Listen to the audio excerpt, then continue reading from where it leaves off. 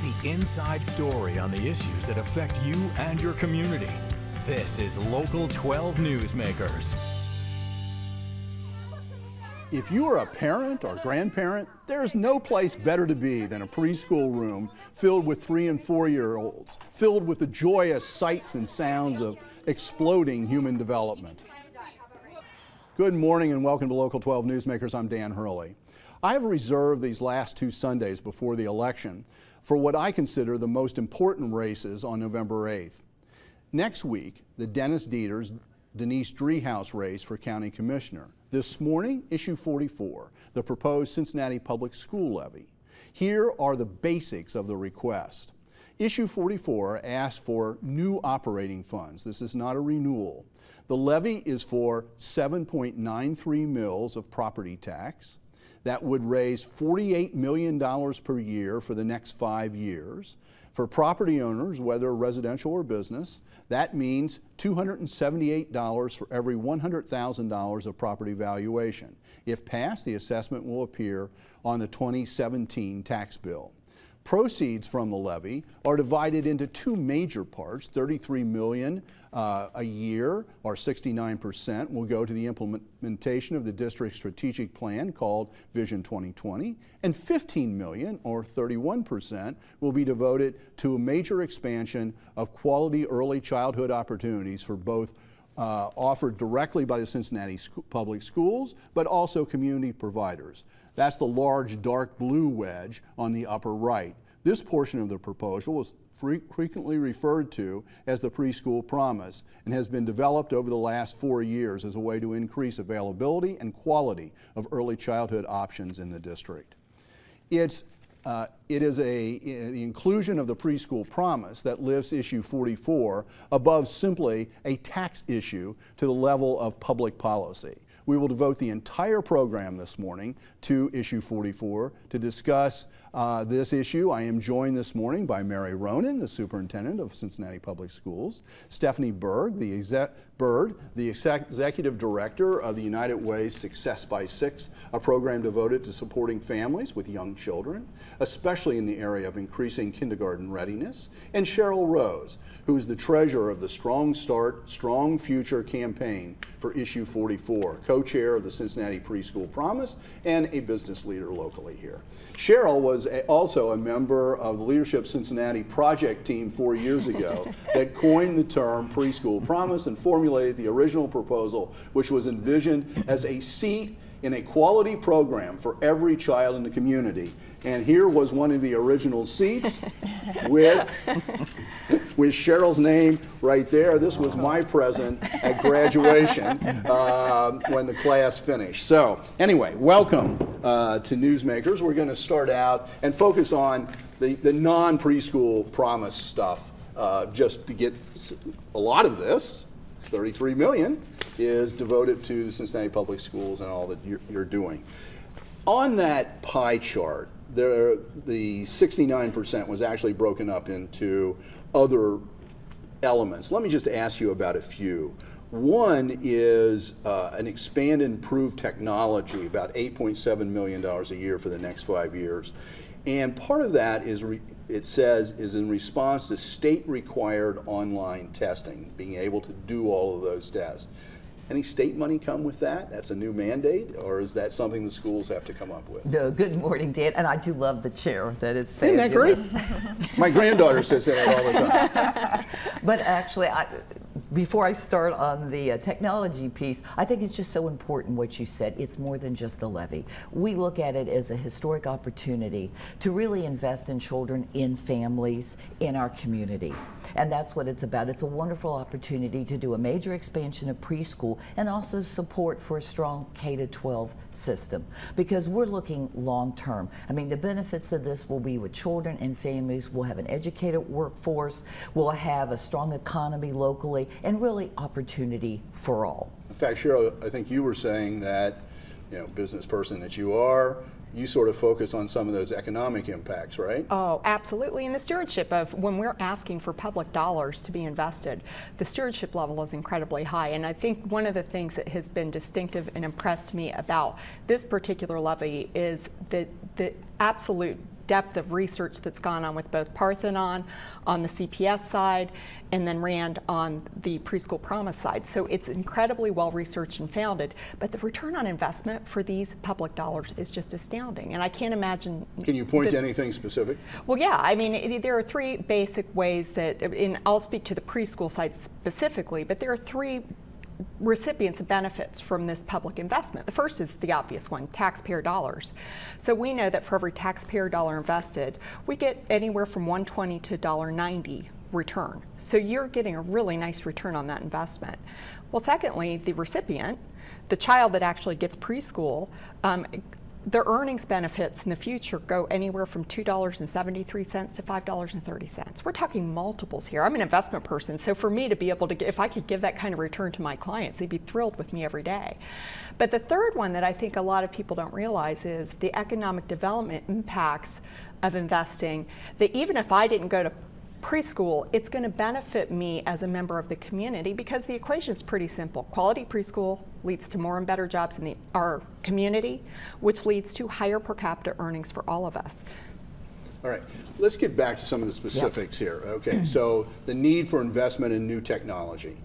Is it really just the state test that we're responding to there? It's really, well, we are responding to the state testing. They've shifted from paper and pencil test and require online testing. So there is a huge digital divide really in our city. Many of our youngsters do not have computers at home or internet access. So it is pretty unfair to ask them to come in the spring, sit down in front of a computer and take an online test using all the tools for math, cutting and pasting, moving things around to take the language arts test, because is it really a computer skills test or a literacy test? So we know we have to have access to computers and internet access in our schools, because that's what the testing is about. So we had to buy over 17,000 computers in the past year and a half for the online testing, and it's amazing, the infrastructure, the servers, the people to tend those machines. It is an incredible amount of money that really every district in the state of Ohio has had to invest in. So you've made that investment, but this new money, what will it go to? More? Indeed, you know, there is no such thing as buying a computer and that computer lasts forever. It's the constant upgrades and constantly having to do repairs. So that is going to be ongoing. And no, there was no state money attached to this. It was simply an unfunded mandate. The largest single chunk of this is $15.8 million a year for what's labeled as essential operational and educational services, staffing, transportation, textbooks, etc. Isn't that what you've already been doing? Why do you need new? We have not had new operating money since 2008, so there's been 8 years with no new monies. At the same time, the state of Ohio has phased out the tangible personal property tax, and we've lost $70 million, and then our federal dollars have also been cut. So after 8 years, we do have to go back to the taxpayers, because unfortunately, that's how schools are funded. So that's that balancing of the state budget was done on local government units, and Cincinnati Public Schools is a local government unit. I believe everyone has noticed that in the state of Ohio. All the public services, cities have to ask for the smallest wedge on that pie chart is strengthening neighborhood schools, $2 million a year. Isn't that one, though, that more people say you should pay more attention to the neighborhood schools and not all the magnet schools and the specialized schools and whatever? And why is that so small here? Well, we're really fortunate, because you're correct, that is what the neighborhoods and communities wanted us to focus on. They say you have these fabulous magnet schools, but we want that specialized programming in our neighborhood schools. We are so fortunate here in Cincinnati with the wonderful arts community. So when several of our schools raised their hand and said, we want to be an arts and culture school, we don't have to spend a fortune, because there's so many wonderful arts organizations in the city who are willing to come in and partner with us, that we don't have to spend a huge amount of dollars for that. We are looking at high tech, like I said, arts and culture, entrepreneurship, and environmental science with the first phase of our schools. Okay. The only organized opposition that I'm aware of to issue 44 comes from Coast, the coalition opposed to additional spending and taxes. And we interviewed a spokesperson, Brad Beckett, for that, and let's listen to what he had to say about issue 44. We're against a failing school district coming at the taxpayers wanting more money. They are going to get $33 million a year, and oh, by the way, Preschool Promise gets $15 million. Why didn't they do a demonstration project? Why didn't Preschool Promise go their own way and set up something maybe in Westwood or Millvale and say, hey, look, we've got this program, it works? That's a whole other issue. But we're looking at a school district that continually gets bad grades from the State Department of Education, that is celebrating the fact that they're the top of the bottom. And we think that's unacceptable. We do not think they deserve any more money. Mary, what do you say to that? Well, he is correct. We are the highest performing urban school district in the state of Ohio. And I think if we all looked at the state report card this past year, even our suburban districts got less than satisfactory grades. So if that, how shall I put it, if a teacher failed every child in the class, I would probably go to the teacher and say, let's really look at how you're grading and what you're teaching.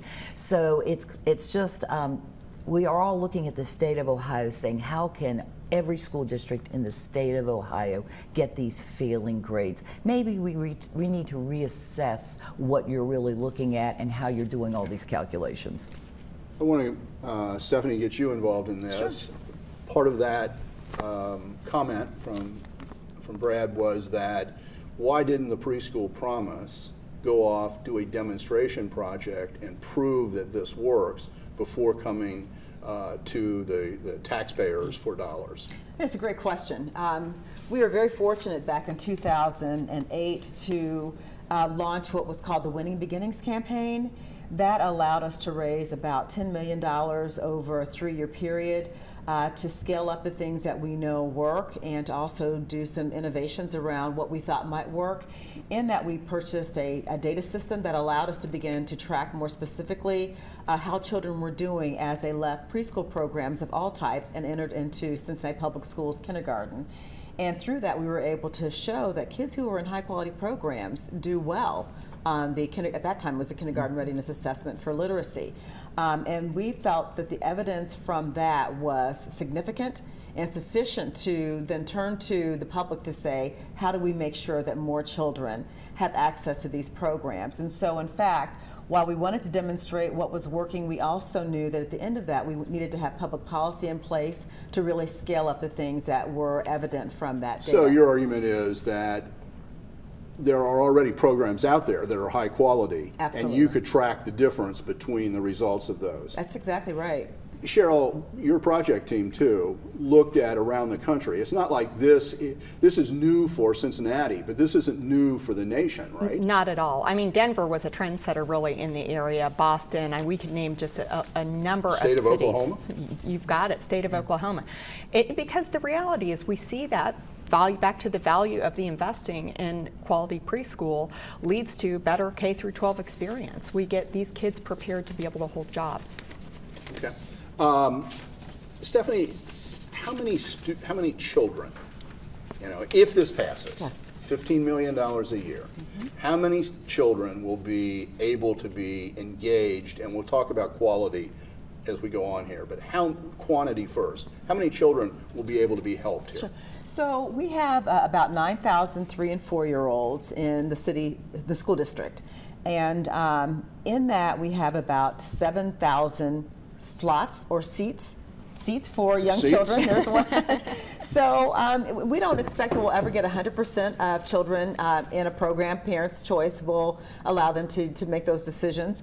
But we expect that at least 75% of children will participate. And so if you do the math, it's not a matter of how many seats we need, it's how many quality seats that we need. Right. We expect over the course of the 5 years that this will be in operation, that we'll be able to serve about 6,000 children. So not all of the 75%, but we have to ramp up to get to the level of quality that's necessary to really say that all children have access to a quality seat. Just to finish up here before we have to take a break, the way that works is this money will be used to help families subsidize the cost of quality early childhood, right? That's exactly right. Okay. That's a portion of it will be for what we're calling tuition credits that will be applied to the program of the family's choice if it's a high quality program, meaning that they're either a 3 or higher. We're going to get to the stars later. Okay, and then a portion of it will be to improve quality itself in those programs. Okay, I have to take a quick break. Stay right where you are, though. After the break, we'll come back and continue this discussion.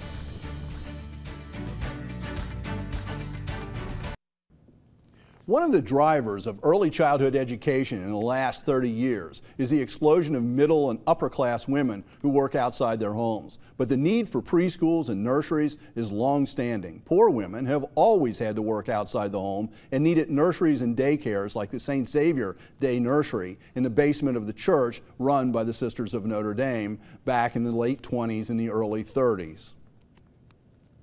Well, welcome back. There are so many modern code violations in that 30 seconds of historic film. It speaks volumes about how far we've come on lots of levels. But, I mean, throwing all those kids in that swimming pool, which I'm sure there's no chlorine in, having a metal swing in basement. Does that look familiar? No. No, it does not look familiar. We now continue our discussion of issue 44, the proposed CPS levy that would generate $48 million a year. Let's get into some of the more problematic elements of the proposal as it relates to the early childhood portion. So, Stephanie, you were mentioning stars and the step up to quality, because the question is not just the quantity of seats, it's having quality seats. And in Ohio, we have the logo here for the STARS program. Just very briefly, what does that mean, and what would a program have to be in order to get money from Preschool Promise? Step Up to Quality is the state's quality rating and improvement system. It's been in place now for about a decade, and it measures the level of quality that's available in programs that serve children, really school-age children down to birth, infants and toddlers on up to school-age children. It measures a variety of different things, such as the quality of the environment that the child is in, the quality of the instruction and the training of the staff, some of the administrative practices in the program. And so the higher the number of stars, the higher the level of quality. What we have determined is that high quality is what makes the difference for a child being prepared for kindergarten. And so as we look at the availability of these funds through issue 44, we're saying that the tuition credits have to be used in programs that are either a 3, 4, or 5, which indicates a highly rated program in the state's Step Up the Quality rating system. Cheryl, one of the proposals, or one of the dreams early on of the Preschool Promise, was to use these kind of funds as a carrot to get programs to increase their star ratings so that they could have access to the money, but also in the process improve what they were offering the children. Is there enough money in this $15 million that's going to be split between Cincinnati Public School early childhood centers and community centers to really serve as that carrot out in the community? So the original vision for the Cincinnati Preschool Promise was to provide access to quality preschool for all 3- and 4-year-olds in the Cincinnati region. Obviously, as we got into the how are we going to make this work, we had to really work actively with the school district and collaborate around a common vision, because there's so many needs in the community. And for us to go out and ask for something just for preschool, ask for a tax increase just for preschool that didn't align to our K through 12 curriculum, just didn't line up. So we came to the table together around this common vision for making a meaningful impact on expanding access to quality preschool, and came up with the $15 million.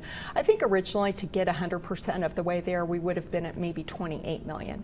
But we feel like this is a wonderful first step. We have work to do to build the supply of quality providers out there, and this is going to be a baseline for a much bigger step towards that ultimate vision of quality preschool for all. Now, as I understand it, the district and the Board of Education will be the fiscal agent for all of this money. You're the legal, but there's going to be what's referred to as a trusted entity that will oversee the Preschool Promise part of this. Mary, Stephanie, who wants to say, tell me about the trusted entity? Well, I can certainly jump in there. Yes, the district is the taxing agent because we do have taxing authority. So we did a request for proposal, and we were delighted when United Way stepped up and said, we will be that trusted entity who will oversee the expansion, because they bring so many resources to the table. Everyone in the community respects United Way, so we were delighted that we are able to work Who with will them. be on that? What will be composed of that? Who will? How big? So where do they come from? That's a great question. So in our shared vision with the district, we agreed to have the trusted entity establish what is called a preschool expansion organization that will be comprised of a board in which 5 members will be nominated by the school district, 5 members by the Cincinnati Preschool Promise entity, and 5 by the United Way. It'll be that board that oversees the operation of the preschool expansion or the preschool promise, including the contracting with local programs and enrolling families. Will that board be a public entity and therefore meetings are open, records are open? Does it operate under sunshine laws? Does the press, is the press able to know what's going on there? Certainly open records will be a part of how the entity operates.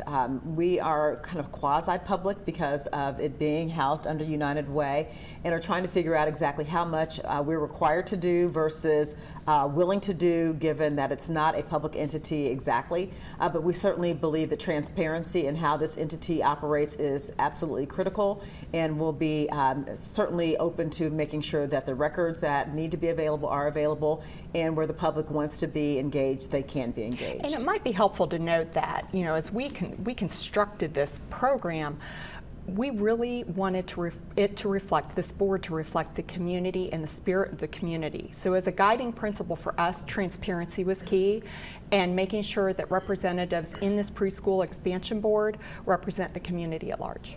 Okay.